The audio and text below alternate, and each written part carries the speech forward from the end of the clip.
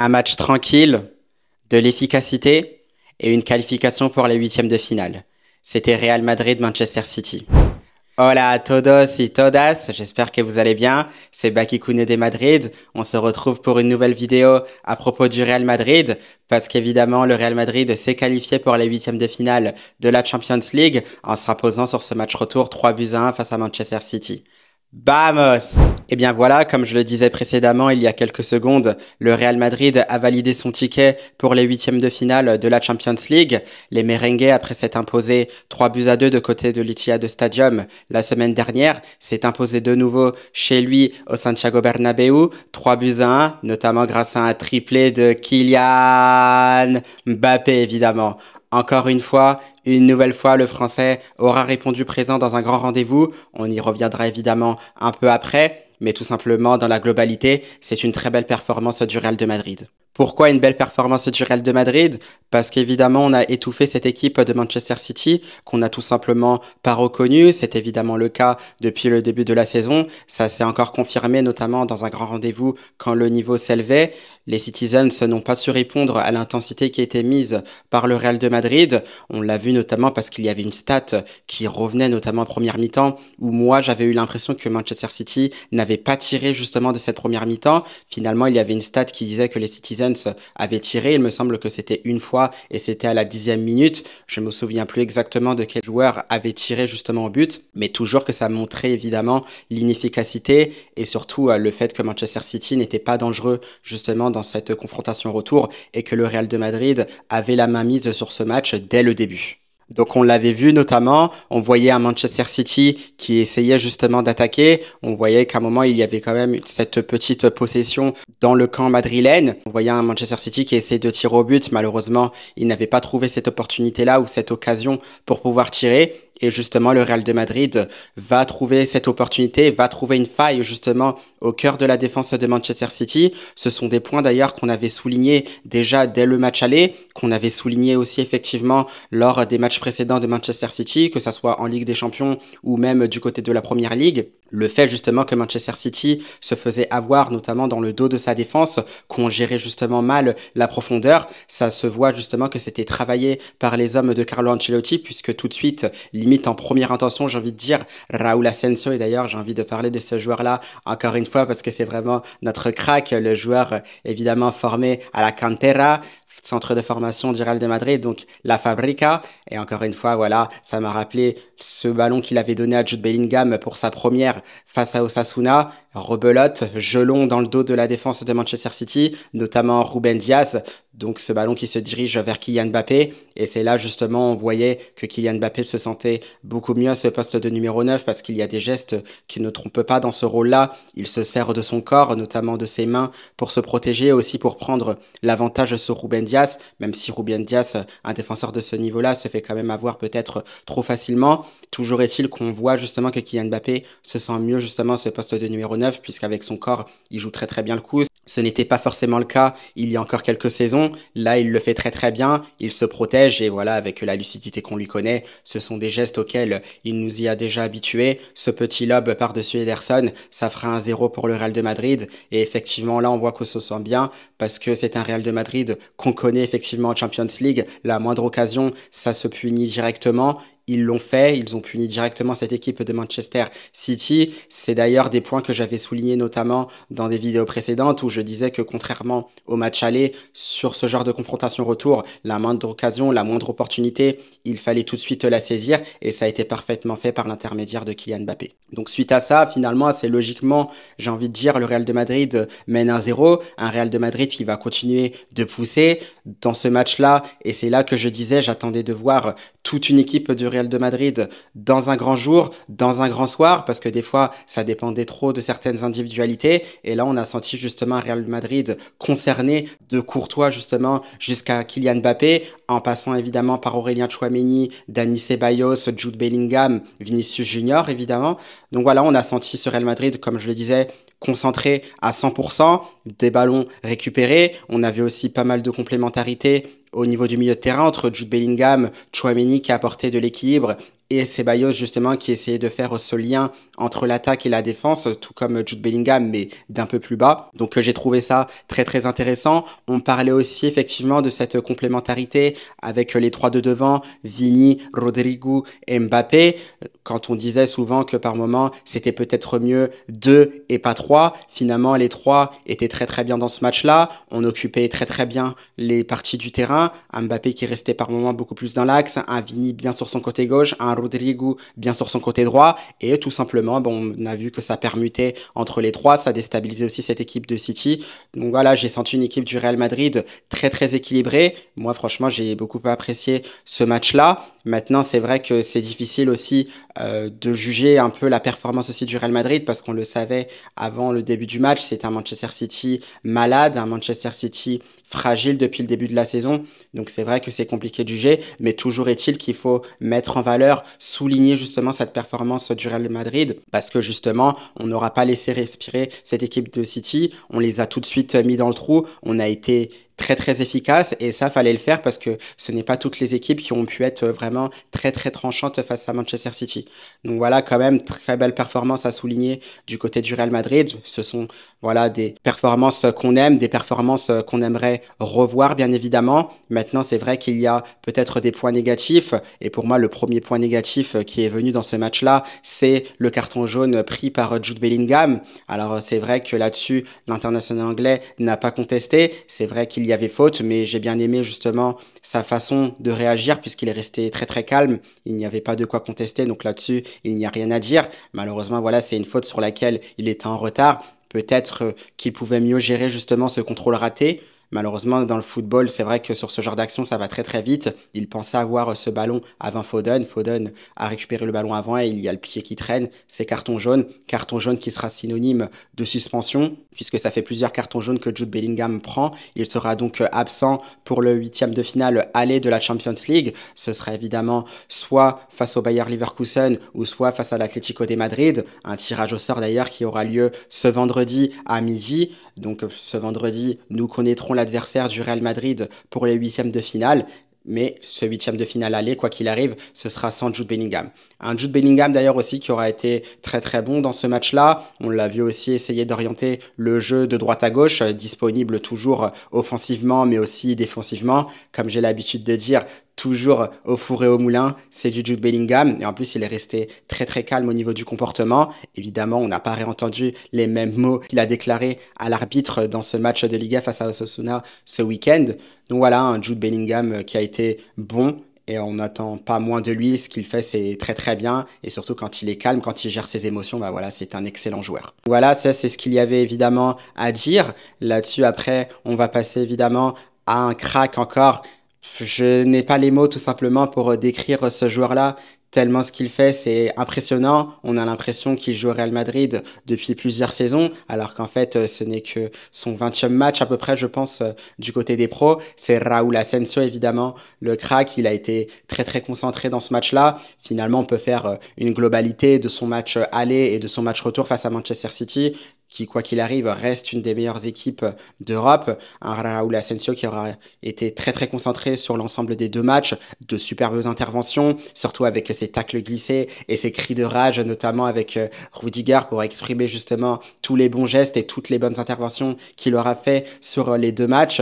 Et surtout cette passe décisive pour Kylian Mbappé. Ça y est, maintenant Raúl Asensio, on peut l'identifier, c'est un défenseur évidemment moderne, un défenseur qui va très très vite, qui a une très bonne lecture du jeu pour ses débuts en pro, tout en sachant qu'il a une grosse marge de progression et surtout cette patte droite avec ses diagonales, ses gelons dans le dos de la défense pour trouver ses partenaires pour qu'il puisse aller directement au but. C'est déjà la deuxième fois que je vois ça. La première fois, c'était lors de sa première tout simplement au Santiago Bernabéu, c'était en Liga face à Osasuna, un gelon dans le dos de la défense pour Jude Bellingham qui finira derrière. Et ben là, on avait l'impression d'être dans la même situation. Ce gelon parfait pour Kylian Mbappé. Évidemment, Kylian Mbappé jouera très très bien le coup en se protégeant. Mais voilà, c'est une belle passe qui est quasiment mise en première attention. On le sait, Raúl Asensio continue de progresser et ce qu'il montre, c'est vraiment très très bien. Et il a confirmé aussi le fait que Carlo Ancelotti a bien fait de le mettre titulaire aux côtés d'Antonio Rudiger.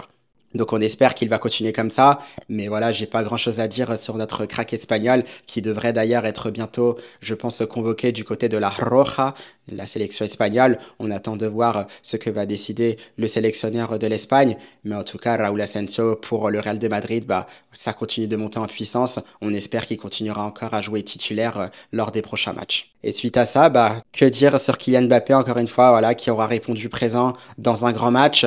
Je ne sais pas si ça fait combien de fois qu'il répond présent dans un grand match, que ça soit avec le Real de Madrid, avec l'équipe de France, avec le Paris Saint-Germain.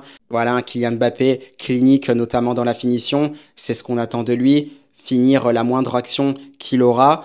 Voilà, c'est sa mission Real Madrid. Il l'a très bien réalisé dans un match dans lequel il était très très attendu, que ça soit à l'aller comme au retour. Une action but, voilà, identité Real Madrid, c'est très très bien maîtrisé par Kylian Mbappé, il l'aura fait, ça fera évidemment 1-0 après cette superbe action. On voit justement que le joueur est en confiance et qu'il a récupéré physiquement par rapport à son début de saison. On vous le rappelle, dans un début de saison, il était plus là à demander le ballon dans les pieds. On avait du mal à le trouver dans la profondeur parce que je pense qu'à ce moment-là, les appels étaient beaucoup plus difficiles à faire ou du moins, il n'était pas prêt. Et là, comme on l'a dit depuis quelques matchs maintenant, notamment depuis, je pense, à peu près mois de décembre avec ce match face à Séville, on le voyait beaucoup plus demander dans la profondeur. Là, c'est vrai que ça s'accentue depuis plusieurs matchs maintenant. On l'a vu face à Manchester City et c'est là où je disais d'ailleurs que Carlo Ancelotti avait clairement identifié les failles de Manchester City avec son staff puisqu'on le voyait dans beaucoup de matchs. City était pris très facilement dans son dos et notamment était très très en difficulté avec des attaquants qui allaient très très vite. C'était identifié, on l'a vu, Kylian Mbappé a fait beaucoup d'appels dans le dos de Manchester City et évidemment ça aura payé avec ce superbe lob pour tromper Ederson. Mais évidemment, il ne va pas s'arrêter là, puisqu'après, il y aura une superbe action du côté du Real Madrid. On va retrouver d'ailleurs tous les joueurs offensifs, ce quatuor magique justement composé de Bellingham, Vinicius, Rodrigo et Mbappé, avec Mbappé évidemment à la conclusion. Et c'est là qu'on revoit aussi qu'il a retrouvé toute sa lucidité, toute sa confiance et toute voilà sa qualité, son savoir-faire évidemment à la finition. J'avais l'impression de revoir aussi le Mbappé à ses débuts, quand il jouait aussi par moment, ça me rappelle avec Dembélé, alors début aussi en équipe de France, ses feintes de frappe justement dans le dernier tiers de la surface adverse. Et derrière cette finition, on a l'impression qu'il va ouvrir son pied, finalement non, il le ferme avec sa petite célébration. Oui, oui, j'ai fermé le pied. Oui, oui, vous l'avez bien vu, il a fermé le pied. Et voilà, ça fera 2-0 pour le Real Madrid qui maîtrise totalement son sujet. Un Kylian Mbappé, comme je vous l'ai dit, voilà, qui a retrouvé cette confiance-là. Ça se confirmera après avec un triplé, car oui, Kylian Mbappé va signer un triplé et c'est tout simplement incroyable parce qu'il faut revenir. C'est une stat super importante qui montre aussi la détermination du joueur, sa qualité aussi à être présent, comme je le disais, dans les grands rendez-vous, puisque Kylian Mbappé sera le seul joueur et apparemment le seul joueur à inscrire un triplé en Ligue des Champions au Camp Nou et au Santiago Bernabéu. Voilà, une performance assez incroyable puisque selon certains, même selon moi, le Real Madrid et le FC Barcelone sont les deux plus grands clubs du monde, du moins dans le monde du football. Et voilà, Kylian Mbappé avec cette performance-là, donc de marquer 3 buts dans chacun des deux stades, bah, c'est tout simplement hors norme et on le félicite pour cela. Maintenant, on espère qu'il continuera à emmener le Real Madrid très haut sur cette saison avec Vinicius Junior, avec Jude Bellingham, avec Rodrigo Goes, avec Fede Valverde, avec Antonio Rudiger, avec toute l'équipe. C'est ce qu'on attend. Donc, que dire de la performance de Kylian Mbappé si ce n'est que bah, faut le féliciter. Donc voilà, sinon c'est un Real Madrid qui a fait un très très gros match. Le seul peut-être bémol, sinon à mis à part ce carton jaune de Jude Bellingham qui sera suspendu pour le huitième de finale aller, c'est peut-être ce but encaissé. Alors certes, déjà je crois qu'il y a cette faute de Camavinga et c'est là Camavinga on lui reprochait notamment aussi de mettre peut-être trop d'engagement. Peut-être que la faute à 3-0 n'était pas nécessaire. Il l'a fait. Maintenant, c'est vrai que ce coup franc est très bien botté par Omar Marmouche. Et là, on a vu justement ce relâchement de la défense du Real Madrid. Beaucoup de passivité. Nico Gonzalez qui est tout seul pour reprendre ce ballon. Donc, on abandonne un peu Thibaut Courtois qui aurait mérité, à mon avis, de faire un clean sheet. Parce que moi, c'est ce qui m'agace aussi par moment. C'est que le Real Madrid ne fait pas de clean sheet. Alors que pourtant, on a Thibaut Courtois. Bien évidemment, Thibaut Courtois, faut qu'il soit accompagné par sa défense, par toute son équipe, les attaquants comme les milieux de terrain. Et c'est vrai que tout simplement, l'avoir abandonné comme ça, parce que pour moi c'est un peu le cas, il a été abandonné et on encaisse un but et c'est dommage parce que on aurait pu repartir avec un clean sheet et je trouve que c'est un peu le point négatif de ce match-là. Donc voilà, c'est un peu comme je disais ce point négatif. Maintenant, c'est vrai, comme je le disais, il y a aussi d'autres points positifs. Ce point positif, bah, ça passe tout simplement par la complémentarité, parce que oui, j'ai bien aimé la complémentarité des joueurs, notamment au niveau des choix de Carlo Ancelotti, que ça soit justement dans le 11 de départ, de Courtois jusqu'à Kylian Mbappé. J'ai bien aimé justement cette défense avec Fede Valverde, Raúl Asensio, Rudiger et Ferland Mendy, puisque j'avais l'impression que les quatre finalement, ça se complétait. J'aime bien finalement aussi Fede Valverde sur certains points latéral droit par rapport à Lucas Vazquez qui est le remplaçant justement de Dani Carvajal. C'est qu'en fait Fede Valverde tout simplement il apporte beaucoup plus de garanties que Lucas Vazquez. Et c'est vrai que quand vous êtes latéral droit, c'est vrai que c'est bien ce côté contre-attaquant. Ça a été révolutionné évidemment avec les Dani Alves, les Marcelo. Et là c'est vrai qu'avec Fede Valverde justement qui est capable aussi de faire les deux et qui défend très très bien, bah voilà finalement c'est une idée aussi qui peut plaire sur le côté défensif. Maintenant c'est vrai que Lucas Vazquez a son mot à dire, notamment quand on attaque, parce que c'est un ailier de formation, il ne faut pas l'oublier, et en position de contre-attaquant, il est très intéressant aussi. Mais tout ça pour dire que Fede Valverde, pour défendre, sachant qu'on va jouer aussi contre de grandes équipes dans les tours à venir, bah, c'est une solution aussi finalement qui reste crédible, et il faut aussi féliciter Carlo Ancelotti pour ce choix-là, tout en soulignant aussi son staff qui est très très bon, en passant par son fils Davide Ancelotti. Donc voilà pour cette complémentarité. Il y avait aussi cette espèce d'équilibre avec Tchouaméni, Dani Ceballos et Jude Bellingham. J'ai trouvé que c'était très très intéressant. Maintenant, attention quand même, parce que je l'avais vu notamment dans ce début de match, c'était peut-être ce qui m'avait dérangé. Vous remarquerez bien sur les images, peut-être sur les 5-10 premières minutes notamment, on avait peut-être Aurélien Tchouaméni et Dani Ceballos sur les mêmes lignes, notamment quand on avait le ballon pour ressortir. Et ça, évidemment, faut faire attention à ces petits signaux-là, parce que notamment s'il y a des adversaires qui seront beaucoup plus en place que Manchester City, si évidemment vous avez vos deux milieux récupérateurs entre guillemets sur la même ligne pour ressortir les ballons, si généralement on presse bien, on peut tout de suite nous mettre en difficulté et on est exposé à prendre un but. Donc voilà, c'est ce que j'ai vu notamment sur ce début de match-là. Au niveau de l'équilibre, ce sera peut-être des choses à régler. Après, évidemment, face à Manchester City qui était en difficulté, je trouve que les trois ont plutôt bien géré à la récupération du ballon. Donc voilà, c'était assez complémentaire et voilà, il faut souligner aussi leur prestation parce que elle était quand même très très bonne. Et puis voilà, ce qui m'aura pas surpris, mais ce que j'aurais surtout bien aimé, ce qui m'aura marqué aussi dans ce match-là, et ben c'est surtout cette complémentarité entre les trois de devant plus Jude Bellingham, donc Rodrigo Goes, Vinicius Junior et Kylian Mbappé. C'est que voilà, on les a sentis beaucoup plus en place. Ils avaient superbe bien quadriller le terrain, donc bah, notamment sur le plan offensif, mais surtout ils avaient aussi défendu. On voyait un Kylian Mbappé qui faisait les contre-efforts, surtout à la perte du ballon. Ça m'a beaucoup plu. Ça a beaucoup plu à Carlo Ancelotti. Ça a beaucoup plu aussi aux supporters du Bernabeu. Vinicius Junior aussi pareil les faisait. Rodrigo Goes évidemment le faisait également. Donc voilà, que ça soit offensivement comme défensivement, les trois de devant étaient concernés. Et puis on les retrouvait aussi sur pas mal d'actions, notamment avec ce deuxième but de Kylian Mbappé, avec Rodrigo Goes, avec Jude Bellingham aussi, qui lance Vinicius Junior. On retrouve Rodrigo Goes qui joue parfaitement le coup parce qu'on croit justement qu'il va perdre le ballon, mais il est tellement fin techniquement et tellement intelligent bah, qu'il arrive à servir Kylian Mbappé en faisant passer justement ce ballon entre les jambes de Kusanov. Et voilà, Kylian Mbappé derrière, on le connaît. Il sait voilà qu'il est dans les derniers mètres. On sait justement qu'il peut armer sa frappe. Le dernier défenseur, bah, effectivement, c'est assez compliqué puisque dans le monde pro, je pense qu'on doit justement défendre bah, voilà, à 100%. On doit utiliser les derniers recours. Guardiola, justement, essaye de tacler puisque c'est le dernier recours pour empêcher Kylian Mbappé de marquer. Et je pense que psychologiquement, l'attaquant le sait. C'est des choses d'ailleurs que Thierry Henry et Kylian Mbappé disaient. Quand tu es dans la surface de réparation, généralement, voilà, c'est toi qui as l'avantage, c'est toi qui as le ballon, tu es le patron. Voilà, c'est toi qui décides de ce qu'il va se passer. Le défenseur essaye d'intervenir. Ah voilà, Kylian Mbappé, il est serein, il est confiant, il sait qu'il est dans la surface de réparation, il sait qu'il est le patron, fan de frappe, il envoie Gvardiol, bah, tout simplement à Manchester City.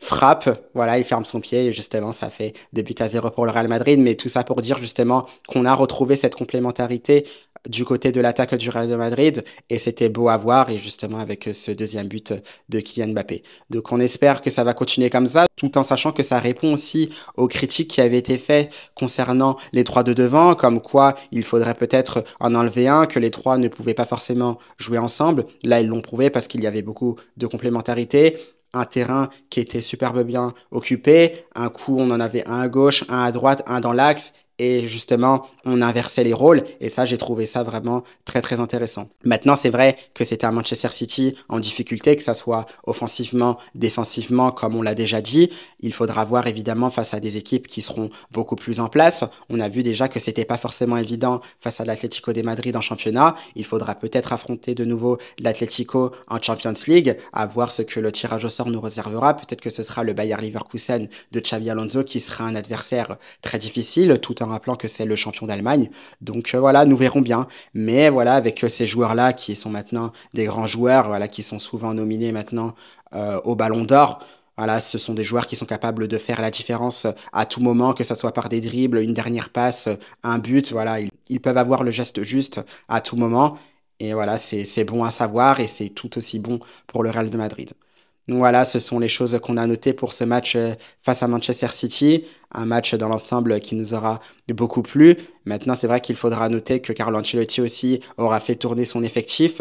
Peut-être qu'il l'a fait un peu tardivement, peut-être que j'aurais fait rentrer par exemple Hendrick beaucoup plus tôt, peut-être que j'aurais fait rentrer aussi Brahim Diaz beaucoup plus tôt, et je crois qu'Arda Güler n'est pas rentré, et c'est dommage parce que j'aurais aimé aussi voir le crack turc, parce que comme j'ai dit, lui aussi, il a du potentiel, il a besoin de jouer, et c'est vrai que sa situation, des fois, on a l'impression qu'elle est un peu délicate, et je trouve ça dommage. Mais sinon, dans l'ensemble, très très belle performance du Real Madrid. Donc voilà, j'espère que cette vidéo vous aura plu. Ce sera tout justement pour ce débrief du Real Madrid face à Manchester City. Les Madrilènes se sont imposés 3-1. Ils se dirigent donc vers les huitièmes de finale de la Champions League. L'adversaire est quasiment identifié. Ça dépendra du tirage au sort qui aura lieu ce vendredi à midi. Ce sera soit l'Atlético de Madrid, soit le Bayer Leverkusen. Donc on aura la réponse lors du tirage au sort. Nous, en attendant, on va l'attendre. On va aussi se projeter, quoi qu'il arrive, vers le match de Liga qui aura lieu ce dimanche à 16h15 face à Girona. Un match d'ailleurs très très important puisque comme vous le savez, le Real Madrid a perdu la première place de la Liga au profit du Barça qui s'était imposé un peu dans la polémique face au Rayo Vallecano. Donc les deux équipes sont à égalité de points, mais le Barça est premier à la différence de but à cause de cette maudite victoire, voilà, qui me fout bien le seum, 4-0 au Santiago Bernabéu. C'était lors du premier Classico de la saison. Donc voilà, le Real Madrid devra absolument réagir en championnat face à Girona avec un Jude Bellingham évidemment qui sera évidemment suspendu suite à l'affaire de la semaine dernière. Donc voilà, on se retrouve pour de prochaines vidéos et surtout, à la Madrid!